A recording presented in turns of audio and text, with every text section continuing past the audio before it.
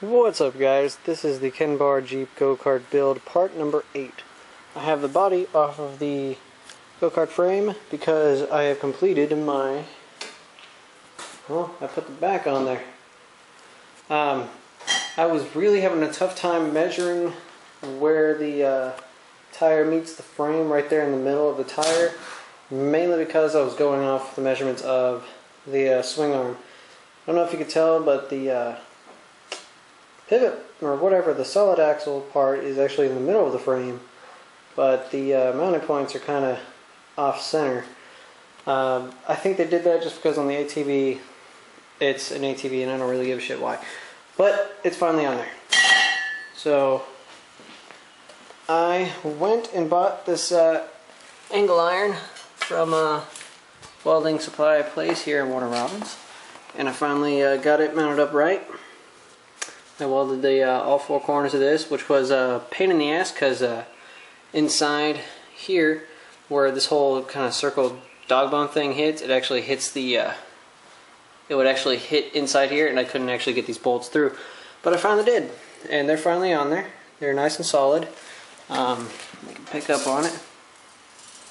It swivels real nicely, real nice and smooth, no binding.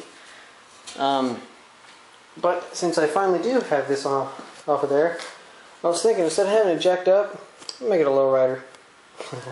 I'm just kidding. But I will show you how much movement and how freely it does move. Let me move my iced tea. Let's see if I can get it. Can you see the thing? Let me kind of see it. It might be a little more down. Let's get a spot. Oh, just use the ATV or use the box it was sitting on.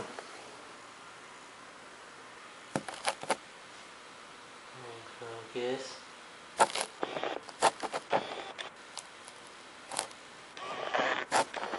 Come on, camera. There you go. Alright. Don't fall. So, this is the how much movement it does have. And it's still really light. But you can see it.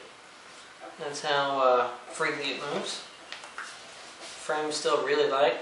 And the more I think about using that big ass 400cc motor with how light this frame is and how heavy that ATV is, this thing is gonna haul ass.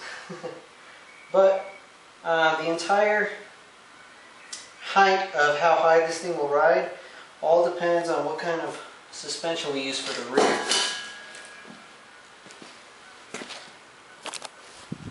The idea being, in the last previous two videos I was going over using those big old shocks and everything, and Jarek actually brought over some old shocks off of his Supra. They're the ones over here, the white one, and we were going to use those. And then the idea came up, why don't we just use the coil spring or the strut assembly that already came on the ATV? And I remember telling him they can't use it because if it sits in the middle, there's no way you're going to be able to use it. And then he kind of blew me away by saying, well, stupid, why don't you put two coil springs on the other side of here? And I'm thinking, I don't know why I didn't think of that. So the next paycheck, just coming up in the next few days, he's actually going to go buy some new coilover things. This is how it's going to go. Sit in here. I'm going to put a weld this bar right here in the middle.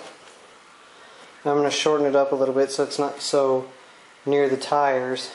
Actually, that one's really close, but I'm just throwing it on there just to demonstrate. But what's going to happen?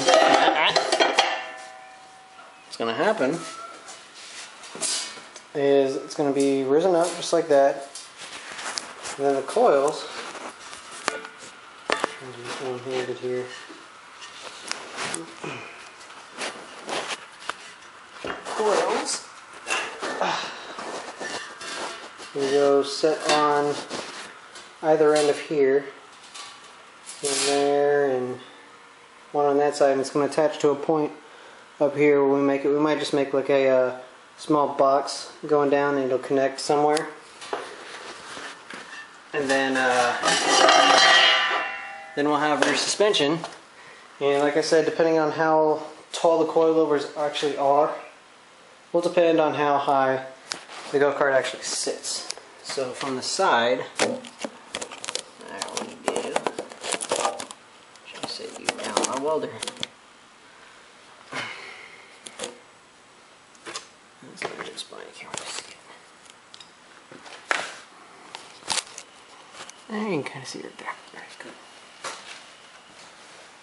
Like I said, however tall the coils are will determine how tall, the body will be off the ground. Of course, if we get like truck coilovers, that would just look ridiculous. Sitting way up there. Whoa, look at me! I'm a big old Jeep. I'm in a good mood since I got this mounted. But the mounts are very strong. I can actually pick up and twist these. And they still hold pretty solid. So probably right there would be a good balance. But let's see what it looks like with the body on. We'll have to cut it right there. We'll cut it while it's in the thingy.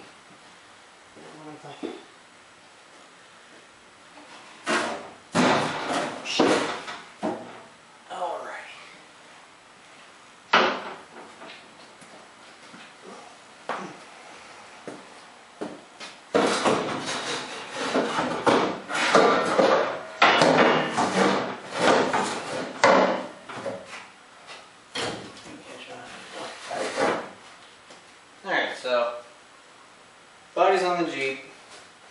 I'll lift it up real quick. Try to find a good balance point. Right there, seems about good.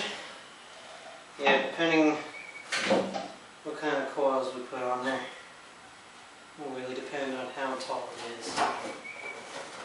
It's very uncomfortable. Up that way. Turn it the other way. I think right there will be a good height. Somewhere around there. There. Maybe there. And it lines up really well with the fenders. Of course I can't tell. You can't because you're in the camera. Yeah. Alright. That's part 8.